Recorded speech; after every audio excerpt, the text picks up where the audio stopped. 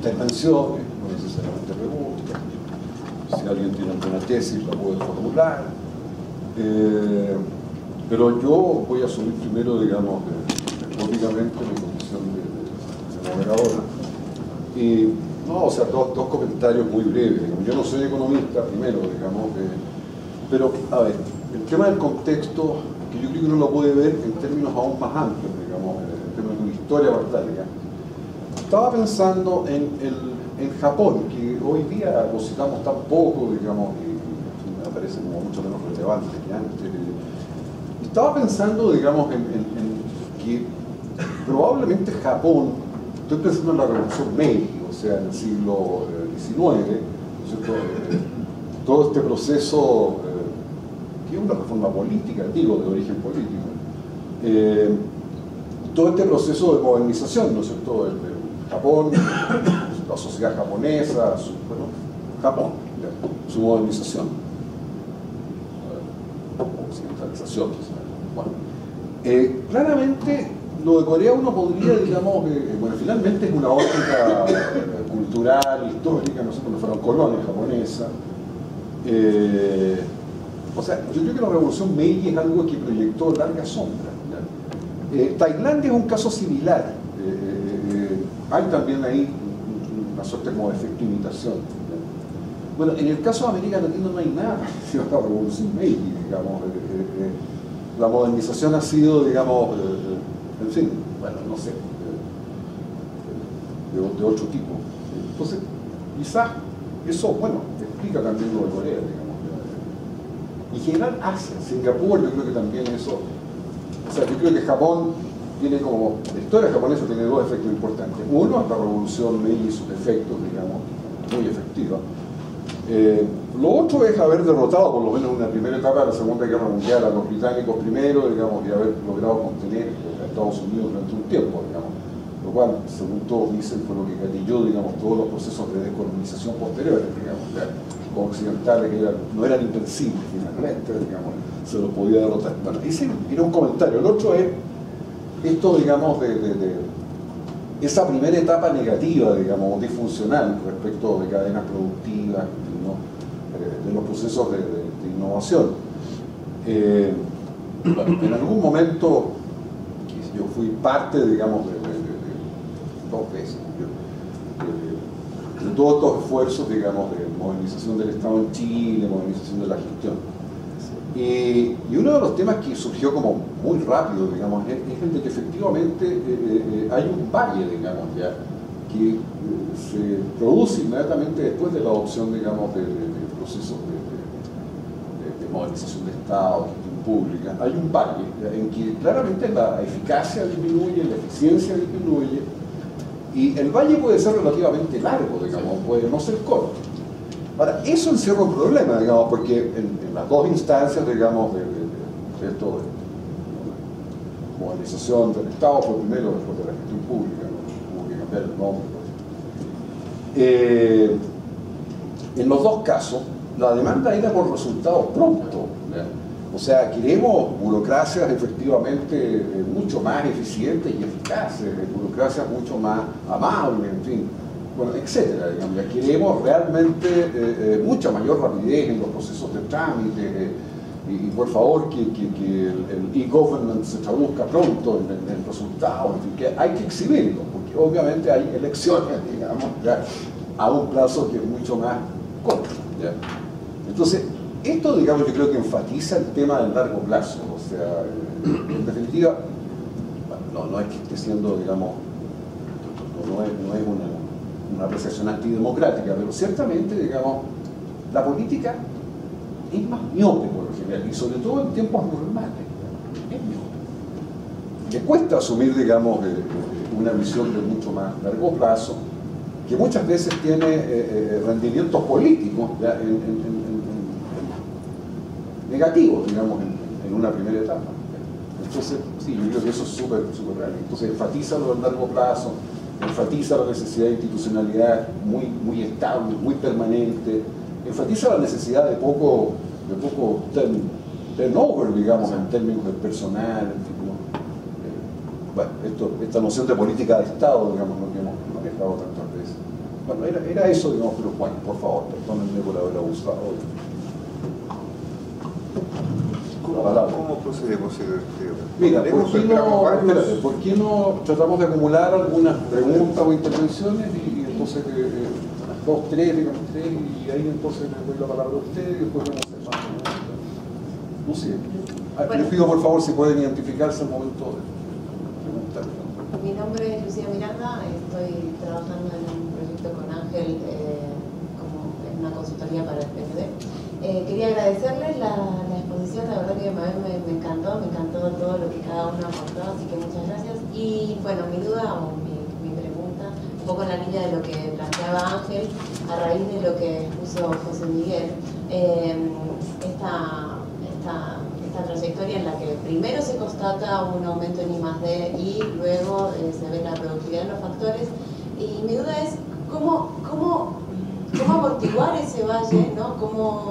Lo que estoy pensando en términos ahora, por ejemplo en Chile, cómo incentivar una inversión en I+D cuando todavía no existe un tejido productivo que pueda recibirlo, aunque un poco, bueno, Álvaro creo que habló del rol del Estado y tal. ¿Cuál sería, en base a lo que ustedes conocen, las experiencias internacionales, la estrategia que sería más eficiente para el caso chileno ahora? Claudio.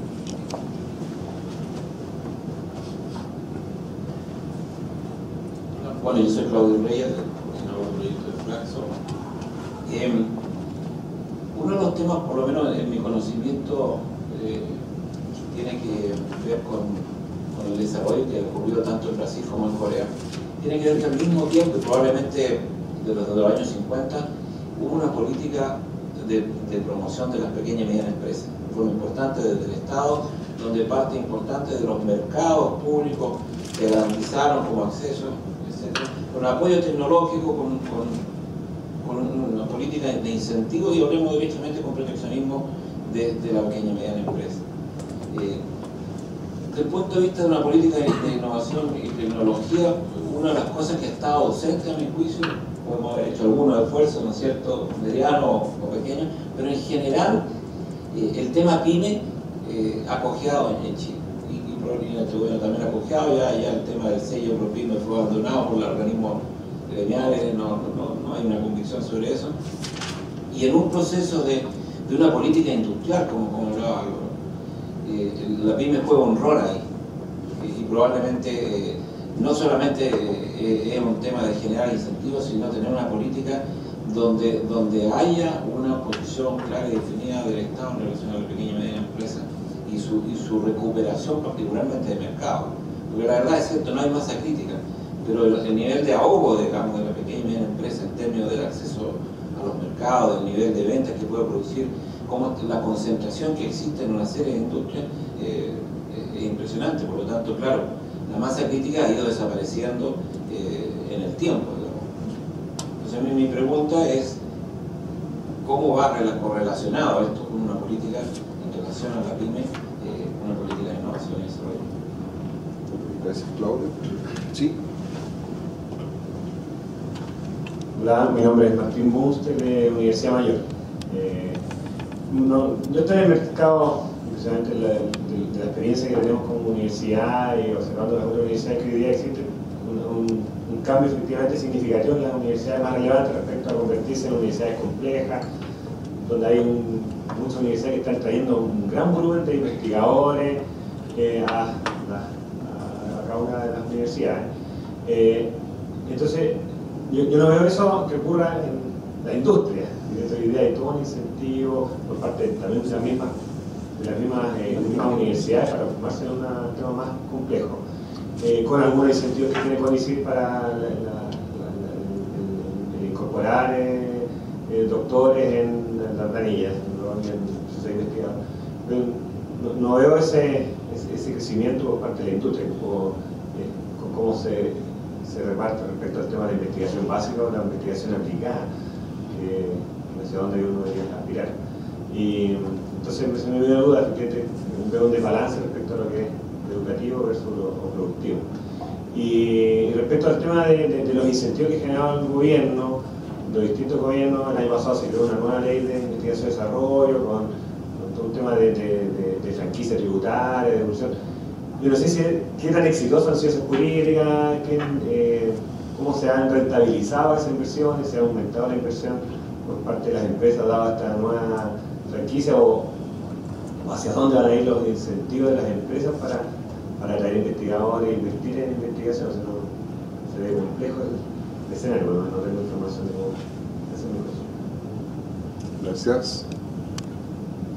Ana María Correa, me tocó estar en la Subsecretaría de Economía en la época de creación del Consejo, y la situación que usted plantea no ha cambiado mucho, y la sensación es que el desafío, cuando hablamos de las cantidades de millones de dólares que habría que invertir para efectivamente lograr aumentar en algo la posibilidad de mayor investigación y desarrollo, deja como en una sensación de limbo en términos de cómo seguir adelante.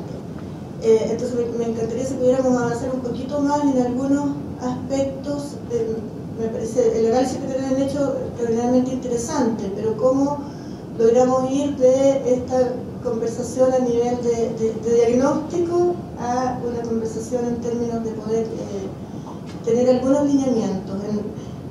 Adhiero a la inquietud de Claudio, hemos estado en ese tema en algunos momentos, y mi impresión es que el subsidio de investigación y desarrollo, con las modificaciones que se hizo, mejoró, pero de todas maneras sigue estando más enfocado hacia empresas de mayor tamaño. Entonces, una política industrial activa, que yo creo que es básica. ¿Cómo podríamos avanzar en términos de las empresas de menor tamaño que pudieran incorporar innovación? Dado que yo creo que los empresarios y los dueños de las grandes empresas efectivamente son básicamente rentistas y no tienen, por procedencia, por origen, no tienen la capacidad empresarial que se requiere para incorporar innovación en el proceso productivo. Entonces creo que el esfuerzo debería hacerse más hacia aquellas empresas y aquellos empresarios más innovadores y más nuevos en el mundo empresarial. Y desde ese punto de vista quisiera saber cuál es la opinión que ustedes tienen en términos de algunos lineamientos para el desarrollo de innovación a nivel de pequeñas empresas. Ok, muchas gracias. Si les parece, ¿hay alguna otra pregunta que podamos? Por favor, entonces quizás. ¿Sí? Sí, perdón. Buenos Adelante. días. Ante todo, mi nombre es Gabriel Jara, yo soy subdirector de Ciencia y Tecnología de la Cancillería. Estoy recién haciendo mi estreno, acabo de regresar de Asia, una destinación siempre con semanas atrás, así que estoy empezando a terminarme de esto. Parto por agradecer a los expositores su muy preclara visión sobre esta materia, aunque resulta algo pesimista, creo yo, si se consideran las variables que están envueltas. Hay mucho que hacer, ciertamente, y una de las cuestiones que a mí me inquieta, porque comparto ciertamente que ese es un punto neurálgico, que es la contribución empresarial en esta materia, reflejada, por cierto, en los niveles de inversión en este rubro. Entonces, ¿cómo iniciar un proceso de transformación de la filosofía empresarial en relación con el tema de la ciencia, tecnología e innovación? Muchísimas gracias. Muy bien, gracias. Quizás, ¿cómo quieren comenzar? ¿A la inversa o...? Como usted diga. Comencemos por el doctor. Gracias. Bueno, conjunto de preguntas muy interesantes. No voy a pretender naturalmente responder a todas, porque algunas José Miguel y Álvaro pueden hacerlo mucho mejor. Pero empezando con la primera observación, un comentario de Ángel sobre el caso de Japón, ¿no? Del cual no hablamos.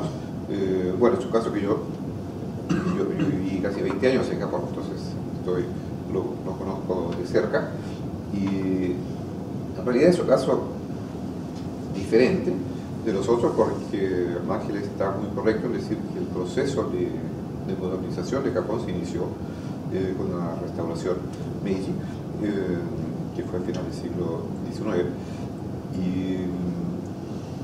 y que correspondió lo que es interesante, yo creo, correspondió a la adopción de una visión, y esto creo que va en el sentido de las otras preguntas, una visión de Japón sobre el mundo y sobre su futuro, que era muy diferente de lo que había sido desde entonces. Japón había estado antes de eso más de 2 siglos en un periodo de aislamiento llamado Sakoku, en el cual inclusive había pena de muerte para un japonés que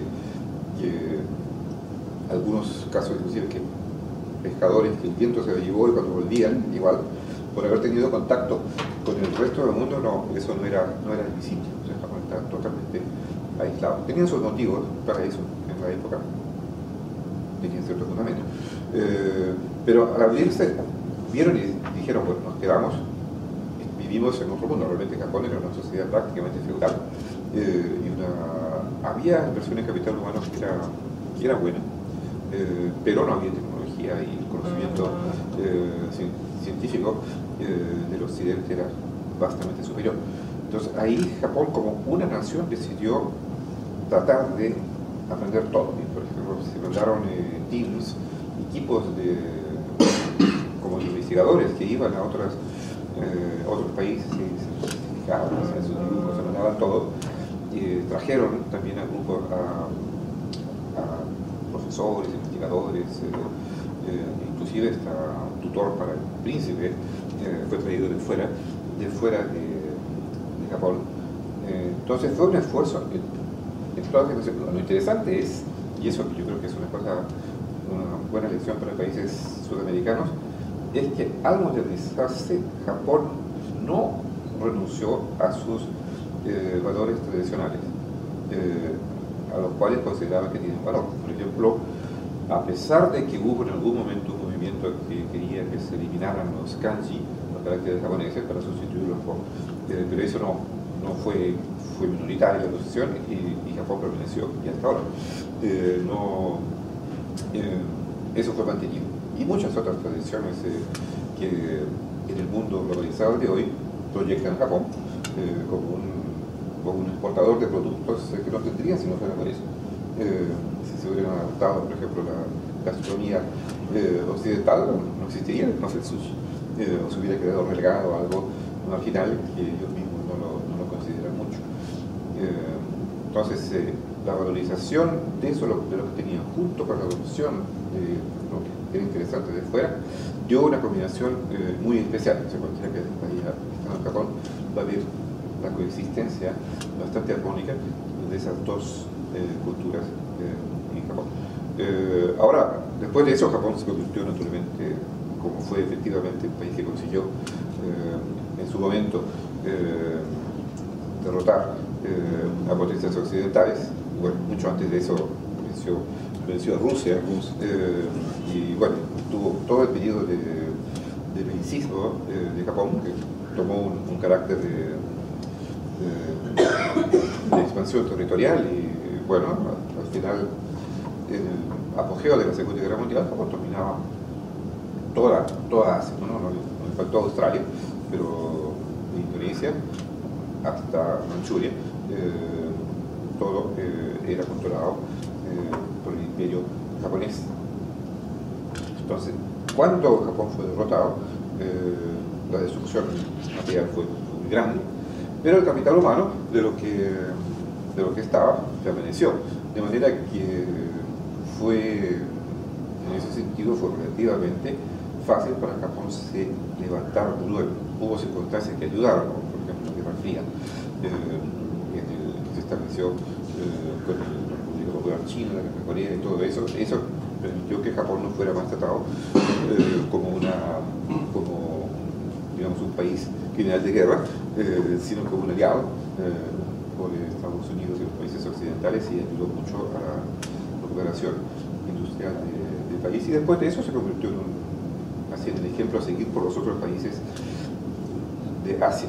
Pero la experiencia de Japón es evidentemente muy particular. Lo que es interesante, yo creo que eso va en el sentido de las preguntas sobre esto del valle, el hecho de que los retornos en el corto plazo o son invisibles o hasta negativos, para las inversiones en innovación, ciencia y tecnología, es que lo que hizo Japón correspondía a la formación de una visión de largo plazo que fue adoptada nacionalmente, pero el régimen, una monarquía absoluta, con el emperador era como una figura divina, pero de alguna forma u otra yo creo que lo que debe, bueno, la solución, digamos, más difícil, pero la cual yo creo que no podría dejar de trabajarse, para poder viabilizar esas inversiones que solo van a tener efecto más adelante, es el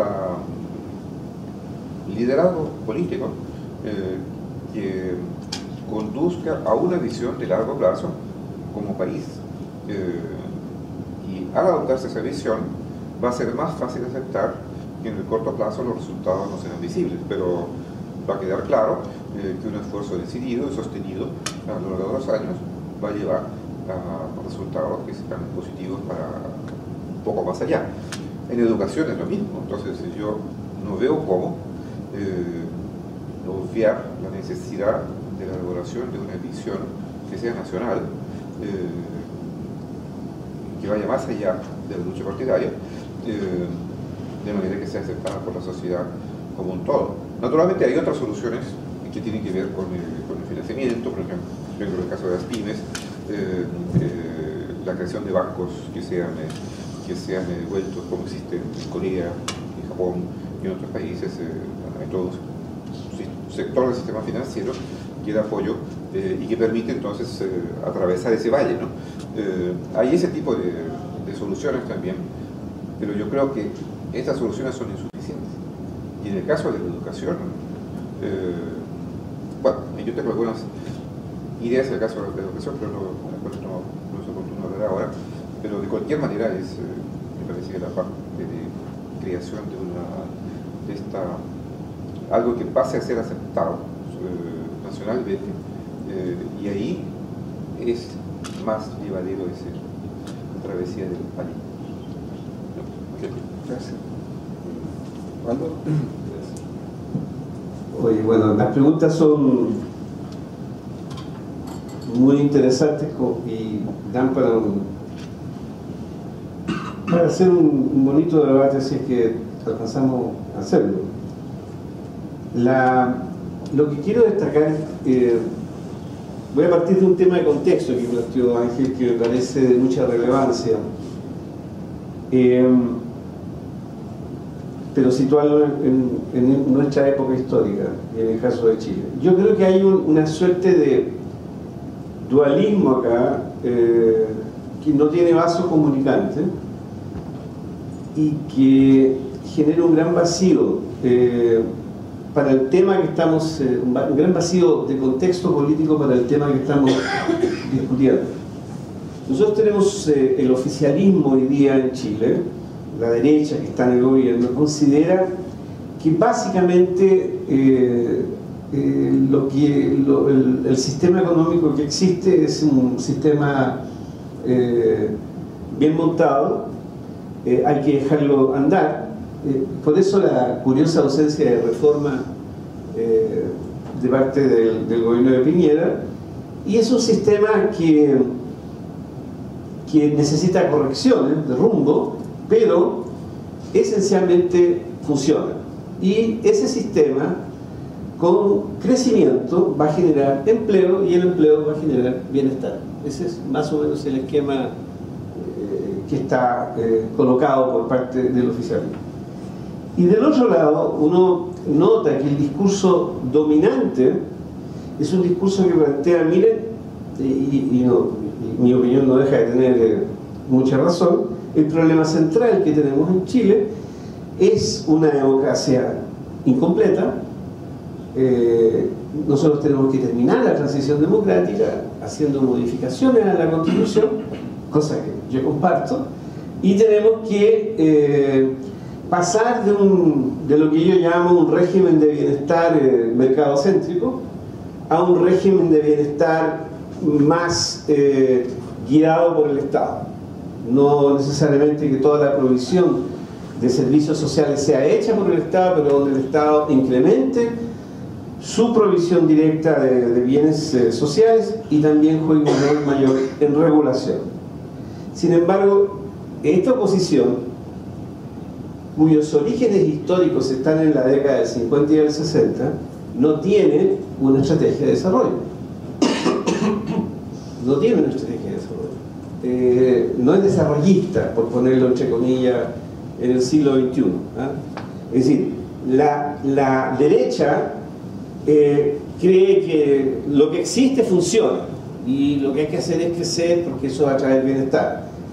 La izquierda dice, fíjense en la desigualdad, fíjense en la constante creación y destrucción de empleo, fíjense en la inseguridad, y lo que tenemos que hacer es incrementar el gasto social, hacer reforma tributaria, hacer cambios constitucionales, pero la pregunta, cuando uno echa, bueno, ¿y qué tipo de modelo de desarrollo vamos a apostar? Las respuestas ahí empiezan a patinar. Entonces tenemos un problema de discurso complicado.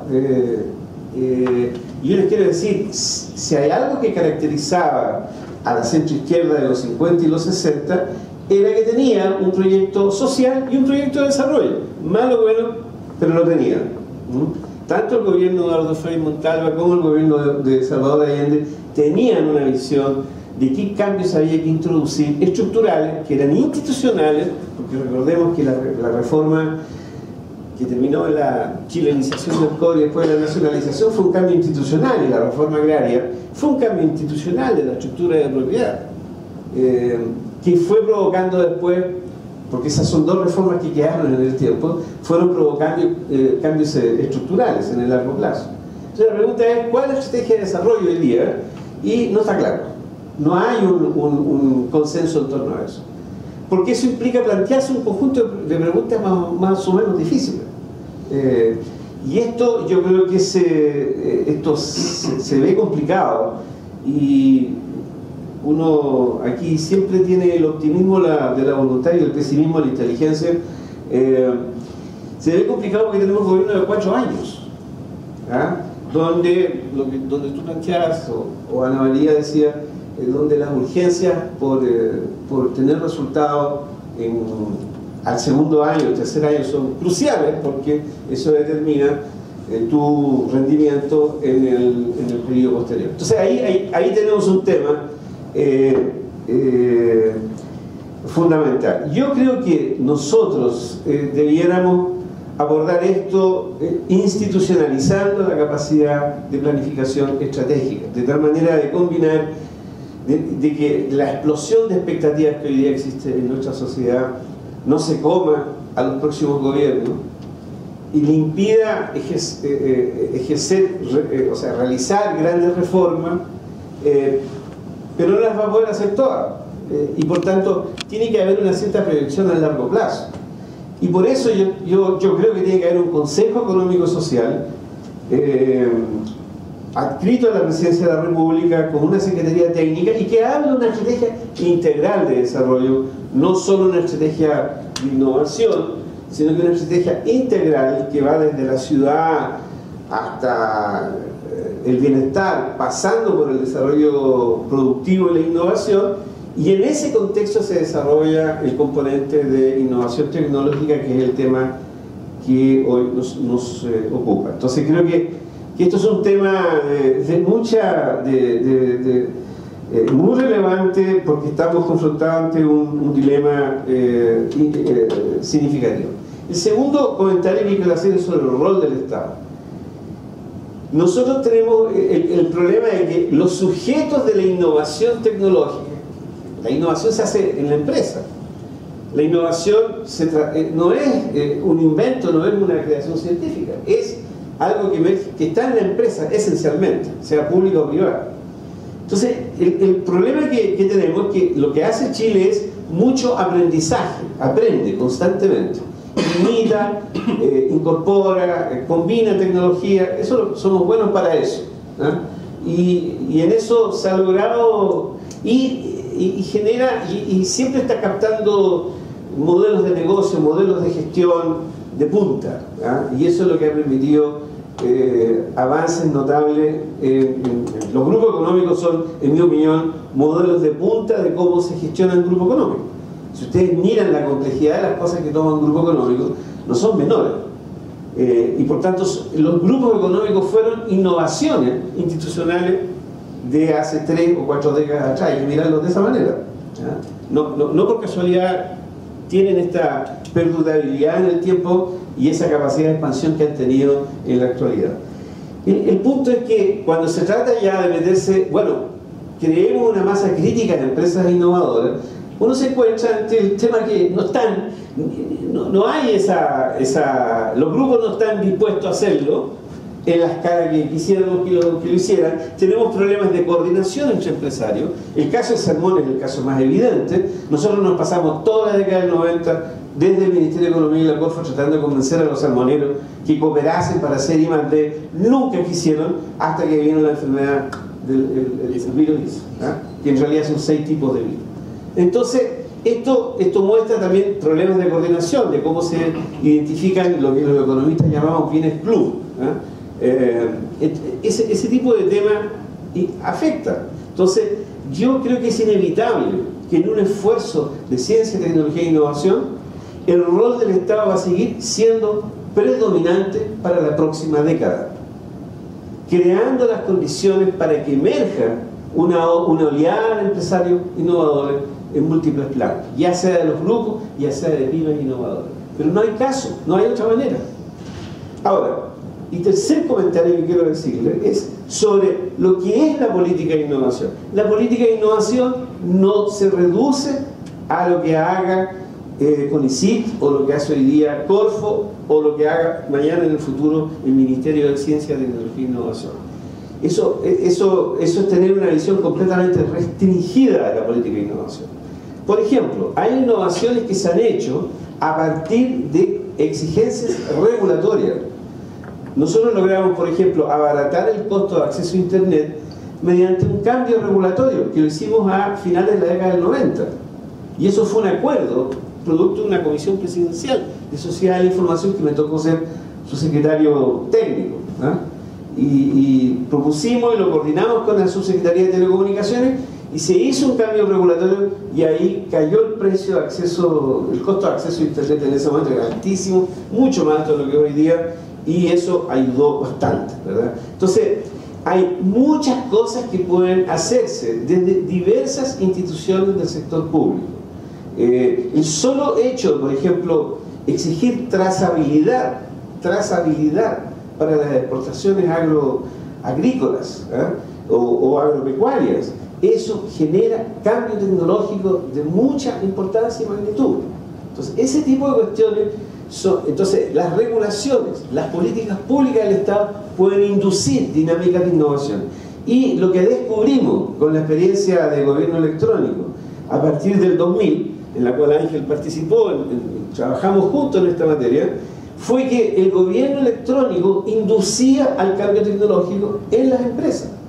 Porque si tú empiezas a automatizar o a digitalizar servicios del Estado para las empresas se conectan a Internet sin que tú tengas que subsidiar en la compra de un computador. Y ese tipo de políticas se hicieron y resultaron, y logramos dar saltos significativos. Y Chile, que estaba muy atrasado a fines de los 90, ocupó los primeros lugares en América Latina en ese campo. Entonces, políticas públicas de innovación tienen que concebirse de manera amplia, no de manera restringida a los fondos científicos tecnológicos, porque ahí nos quedamos amarrados a una dimensión determinada. Y finalmente hay una noción que se suele siempre confundir por parte de los economistas y por supuesto José Miguel González. José Miguel critica eso, digamos, y Nando también. Somos parte del lote que estamos siempre alerta de eso. Y yo nunca me voy a olvidar se lo conté a Ana María, una conversación, un seminario que me tocó exponer junto a Javier Saray Martín, que es un economista muy conocido, neoclásico, del MIT. Entonces, Javier Saray Martín además tiene una gracia que es tesorero del Barcelona, así que me contó todo lo que pasaba en el Barcelona, y cómo habían negociado con el padre Messi, me contó todos los detalles de eso. Pero fuera de esa anécdota, él dijo una cosa sobre los investigadores de las universidades en América Latina. Dijo: los investigadores de las universidades en América Latina son tipos que viven en Torres de Marfil y que investigan el cuello de la Nefertiti, de la reina Nefertiti. O sea, se dedican a estudiar cuestiones pura paja, que no es relevante para la innovación tecnológica. Y yo no concordé con esa apreciación. Una vez nosotros hicimos hay una discusión acá que no está saldada entre nosotros, pero yo creo que una buena parte de la investigación que se hace en Chile está asociada a recursos naturales. Esa investigación no es de base, no es investigación básica, es mucha investigación aplicada. Y hay, en mi opinión, un mercado sumergido, desconocido, de contratos de investigadores privados, o sea, investigadores universitarios que usan instalaciones de las universidades y prestan servicios al sector privado, en contratos con cláusulas de confidencialidad. Ahí hay un mundo sumergido que no conocemos su magnitud, y como no hay datos, no hay cifras, los economistas tienden a pensar que no hay ninguna relación. Y basta ver la Escuela de Ingeniería, la Facultad de Química, para ver la cantidad de conexiones que hay entre esa facultad y el mundo empresarial. Es mucho mayor de la que se supone. Entonces, con esto quiero destacarles que la verdad es que hay una porosidad mayor, hay conexiones, y que uno tiene que pensar esto un poco como lo pensaron los israelitas. Pensarlo así: nosotros tenemos que pensar en promover un tipo de investigación científico-tecnológica orientada a la innovación, orientada a propósitos, orientada a resolver problemas, que van a tener un componente científico duro, pero que van a traducirse en innovaciones. Y es, por ejemplo, biotecnología, biolixiviación bacteriana del cobre, plantea problemas científicos, pero también tecnológicos. Y tiene dos productos: paper, que termina saliendo, y la innovación tecnológica a la larga. Ahora, este es un proceso largo, que toma tiempo, pero que es posible de emprender. Y yo creo que mirando con perspectiva a una década, sabiendo que el Estado va a seguir jugando un rol relevante y que nos vamos a tener a las empresas a la vuelta de la esquina, y a mí me parece que este incentivo tributario está bien, fantástico, pero sabemos que no va a cambiar esencialmente la participación privada. Va a incrementar, son pasos incrementales. Tenemos que apuntar en una orientación estratégica. Ahora, ¿cómo logramos apuntar en una orientación estratégica si no tenemos una institucionalidad sólida? Necesitamos una institucionalidad más sólida de la que tenemos hoy día. Bueno, gracias, Álvaro. Ok, bien corto, voy a ir un poco de cabeza a responder las preguntas, porque los temas que levantaba Álvaro son tremendamente interesantes, pero voy a optar por esta estrategia. Bueno, y de atrás para adelante, el tema PYME, efectivamente, la evidencia, voy a poner el sombrero académico, parte de mi trabajo es estudiar justamente la dinámica y lo que se llama técnicamente la heterogeneidad de la productividad total de factores de las pequeñas empresas en Chile. Y lo que uno encuentra es que son tremendamente heterogéneas, incluso en el mismo sector y en la misma región. Cuando uno compara una pyme, por ejemplo las pymes en el ámbito de las panaderías en Santiago, uno encuentra pymes que son extraordinariamente eficientes, muy rentables, y otras que son literalmente que viven a 3 de 4. Primero entender, desde el punto de vista tecnológico, que hay una heterogeneidad enorme dentro de los sectores productivos en la misma región, ya es una cosa que muchas veces condiciona la política pública. En general tenemos que empezar a diseñar políticas públicas 2.0 en las cuales son mucho más específicas, a atender problemas muy específicos que tienen estos sectores. Por lo tanto, volviendo al punto de las políticas públicas, son muy ad hoc. Y en general la tendencia ha sido en nuestro país a ser muy generales en las políticas públicas de apoyo a esto. Por ejemplo, el tema de financiamiento. Uno habla del financiamiento, es el tema de transferencia lógica.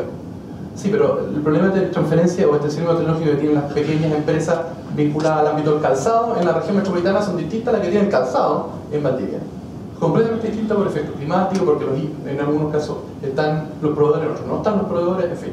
Entonces, ese es un tema que yo creo que es un desafío que está vinculado con los temas de innovación vía de transferencia y extensionismo tecnológico. Que son dos caminos que son distintos a la visión de crédito tributario y que es otro animal, por decirlo de alguna manera, otro tipo de propuesta.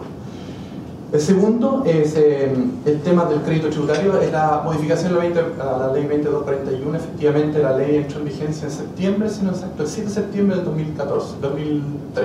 12, perdón. La cantidad de proyectos y la cantidad de montos involucrados desde esa fecha hasta ahora es más que todos los tiempos que tuvo la ley desde que fue octubre del 2008 hasta esa fecha.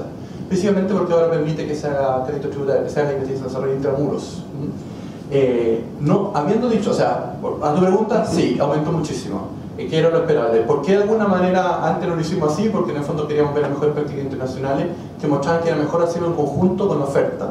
Pero en Chile la oferta reaccionó, pero las empresas no reaccionaron tanto por varios motivos que es bien difícil de explicar acá, y otros son inexplicables en realidad. Pero la evidencia muestra que efectivamente aumentó. Ahora, esto en general lo muestra también en otros países con una curva S. Una S, lo que se llama penetración de una tecnología, esto es lo mismo. Una S que durante mucho tiempo está muy plana y realmente pega el salto. Y esa parte plana son 3-4 años mínimo. Y estamos en el primero. En Chile, más o menos, por la encuesta que se llama Gastro I+D, en Chile no hay más de 1000 empresas que hagan formalmente en forma rutinaria investigación y desarrollo. Por lo tanto, ese es tu target, 1000. De 1 millón de empresas formales que existen según el impuesto interno, más 300 o 400.000 informales, que son chiquititas. Por lo tanto, ese es a donde tú apuntas. Son 1000 empresas las que pueden llegar al crédito tributario. Obviamente, ¿esto va a aumentar el gasto privado en investigación y desarrollo? Sí. Pero como bien decía Álvaro, ¿va a cambiar la brújula? No está claro. En algunos países más pequeños lo hizo, en países más grandes no. Pero eso es más o menos la situación actual. Esto está en la página web de Corfo que maneja. Pero es un tema bien interesante porque va a cambiar un poco la dinámica y las rutinas que hay al interior de las empresas, que está vinculado con el tema de incorporación de capital humano calificado, que alguien también preguntó. Que es lo siguiente: existen becas para inserción de capital humano avanzado, particularmente doctores que vienen llegando a su doctorado afuera y se insertan en el sector privado, o B, gente que está en el mundo público que se inserta en el mundo privado. Los dos tienen un subsidio bastante grande, el 70% del salario el primer mes, el primer año, 50% el segundo, 25% el tercero. Sobran las becas. No sabemos por qué. Yo hice un estudio mío así a 20 empresarios, les pregunté obviamente por qué lo hacen y las respuestas fueron realmente sorprendentes. Respuestas del siguiente: es un subsidio, o sea, lo paga el Estado, que más o menos el salario equivalente a más o menos 1 millón, entre 1 millón y 1.350.000 pesos. Las primeras sorpresas son, algunos decían no sabían, hay un problema de información, por lo tanto CONICET está haciendo un mecanismo para mapear, de hecho lo tiene hecho ahora, de poner dónde están todos los estudiantes que tienen que volver ahora a la beca Chile, que lo que estudiaron, dónde estudiaron, quiénes son, para tener lo que se llama corregir la falla de información. El segundo tipo de respuesta que recibe el mundo empresarial fue de lo más representativo de todo, sobre todo en pequeñas medianas empresas, es decir, ¿cómo voy a contratar a un doctor si ese tipo se haría con mi empresa? O sea, la visión del doctor es que un tipo además como que es no sé, un Da Vinci, ¿no? Un renacentista, ¿no? O sea, porque sabe de todo y todo lo hace bien, lo cual es un caso de error. ¿Okay? Yo no sé si han preguntado a ustedes, pero si hay un biólogo, ¿cuánto tienen el puntaje PSU que van a hacer un doctorado en biología? Comparativamente con un ingeniero. Esto los dos biólogos les duele muchísimo, pero no importa. ¿Okay? O sea, el ingeniero tiene un costo alternativo tan alto, en el fondo, que la cantidad de doctores nosotros matamos en ingeniería son 1 por año. ¿Okay? Hay un problema, más por vocación lo hacen, ¿sí? Pero es un tema de incentivos de mercado que hay que mirar un poco en términos de salario. Todo lo que quiero decir en esto, en el fondo, de que el mundo empresarial ve con esto como potencial amenaza y muchas veces no lo ocupa porque ven la amenaza. Segundo, respuesta sorprendente: ¿cómo lo va a pagar ese tipo 1,5 millones, que más o menos lo hizo 1 millón? Me va a desordenar el payroll de la empresa si el resto le pagó 800 lucas. Esa es una respuesta que yo no siga. Y esto es el regalo que hacemos con todos los impuestos, todos nosotros lo vamos a incorporar. El punto es que hay un tema cultural en el medio bien complicado, ¿no es cierto? Y las empresas grandes, algunas están incorporando, pero otras no tan como les gustaba, justamente por los elementos que decía Álvaro. ¿Para qué voy a necesitar un doctor si mi objetivo es ganarme la renta ricardiana en el país vecino? Los MBA, por supuesto, lo dice en inglés, flourish, ¿no? Por todos lados y la demanda es más o menos grande. El tercer tema es el tema de lo estoy haciendo al revés, el tema de institucionalidad. Obviamente en Chile la creación de un Consejo Nacional de Innovación es evitar lo que técnicamente se llama inconsistencia dinámica. Es decir, cómo de alguna manera con el gobierno entrante salga, arranque la moto como aquel lado y de alguna manera sigue una estrategia que de alguna manera se diseñó, alguien levante la mano y le haga a levantar el costo político a la persona por desviarse. Eso es lo que está en el espíritu del Consejo Nacional de Innovación y no pasó por varios motivos. Uno, nunca se creó por ley y por lo tanto todavía está en el cabello. Dos, que dependía mucho de la voluntad y política y el interés del presidente del Consejo, que en algunos casos iba a la dirección en un lado y el otro presidente lo llevaba en otro lado. Y tercero, de alguna manera, tratar de buscar estas independencias. Hay países que han tratado de generar estas institucionalidades muy difíciles de hacer. Colombia está tratando de hacer en este momento, hay otros países que lo han hecho, y lo han hecho, como les decía, en situaciones de crisis, porque implícitamente el sentido de urgencia hace que estas cosas sean menos cuestionadas. Cuando estamos viviendo, ¿no es cierto?, precios como de las nubes, esto es más difícil. Por lo tanto, el tema de institucionalidad, yo sigo pensando que es tremendamente, y como coincidimos varios acá, es fundamental. Y dar un buen diseño para que se evite esto en términos dinámicos es muy importante. Y finalmente, tu pregunta, ¿qué hacer? ¿Okay? En realidad no hay una bala de plata para estas cosas y esto es muy contingente a la historia, como muestra el caso japonés, ¿no es cierto?, a nuestras propias costumbres, la forma en que hemos visto el tema de la ciencia y tecnología, que ha sido siempre ligado por el lado de la oferta, a diferencia del caso coreano, por el lado de la demanda, que me refiero a esto, que en el fondo el cambio tecnológico en Chile de alguna manera ha sido siempre visto que es el lado porque el mundo científico va a ser algo que va a correr agua abajo, que alguien la va a tomar y va a terminar nuestra innovación. Y no es lo que dice justamente Álvaro, que es precisamente para tratar de solucionar lo que se llama Mission Oriented Research, investigación liderada por misión.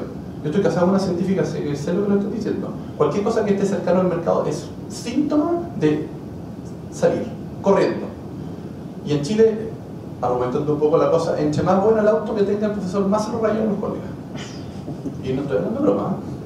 Es un desprestigio para el mundo científico tradicional. Y esto es una cosa que tiene que ver con la cultura, que claramente no la tiene ni el mundo norteamericano, ni muchas del mundo inglés, ni tan menos el mundo asiático, como lo decía claramente dentro. O sea, si yo me pongo para solucionar un problema, puede ser productivo o social, puede ser social también, pero esta idea de poner la investigación al servicio de algo es una cosa que mucho en el mundo científico latinoamericano le genera problemas, porque de alguna manera A, rompe con la independencia, B, rompe con la excelencia, y por lo tanto nosotros tenemos un derecho adquirido, estoy extremando el momento, pero un derecho adquirido en términos de financiarme a mí la ciencia, porque yo voy a hacer lo que quiero con ella, literalmente lo pongo así. Nosotros no estamos moviendo en un lado y es muy difícil moverlo hacia el otro. Es muy complicado porque la gente que participa en el fondo es otra. Beca Chile yo creo que es una gran oportunidad porque la gente joven que está volviendo, independientemente de que vuelva al mundo público o al mundo universitario, van a venir con un switch un poco distinto. Y si ustedes siguen la discusión que tienen las editoriales de Nature Science, que son journals con más prestigio, esto es parte del debate, no chileno, mundial. Es decir, la ciencia debería abocarse también a solucionar problemas que tienen las sociedades. Y el mundo privado es parte de ello. Pero de todas maneras, tu pregunta, recursos hay que poner. Sí o sí, plata hay que poner esta cuestión. Pero también necesitamos institucionalidad, y eso es fundamental. Necesitamos, y lo que muestra la experiencia de los países asiáticos y otros países escandinavos, que esto es un acuerdo y es un proyecto público-privado, los dos juntos. No se puede hacer uno sin el otro. Y hay que ponerse de acuerdo, ver los espacios donde ponerse de acuerdo, cómo se pone de acuerdo, cuáles son las reglas, las responsabilidades y todo. La realidad se muestra que tiene que ser un conjunto. Y el otro tema que yo creo que es muy importante, esto que Álvaro también lo sugirió, es con mediante lo que se llama política industrial moderna. O sea, que la política industrial moderna significa que algunos sectores, el tema de la idea de la selectividad, potenciar ciertos sectores con ventajas reveladas, eso genera demandas derivadas en términos de ciencia y tecnología. De nuevo, la ciencia y tecnología parece funcional, no importa. Hay una parte que tiene que ser más liderada por la curiosidad, pero otra parte funcional. Y para eso sí hay que poner de acuerdo qué es lo que uno quiere hacer, las distintas etapas. Obviamente estos 4 años no se solucionan y por lo tanto la institucionalidad es fundamental para que esto se salga adelante. Y aquí hay un problema claramente ideológico.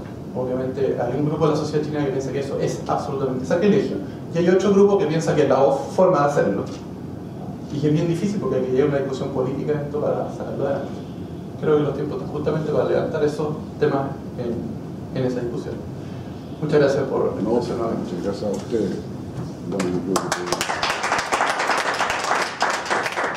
Mira, solo para finalizar, Neantro va a estar acá en agosto, septiembre, octubre. Va a estar con nosotros acá. Y si es que hay espíritu, motivación, ánimo, voluntad, podemos realmente pensar, digamos, en un calendario, quizás aterrizando el tema, digamos, por ejemplo, el tema pymes, digamos, en fin, temas como más concretos, más específicos. Bueno, piénsenlo, digamos, y podemos diseñar un calendario. ¿Ustedes están dispuestos? Sí, ok. Bueno, muchísimas gracias y permítanme que estaba obsequio, digamos, no me había dado cuenta la persona con la que... Muchas gracias. Gracias.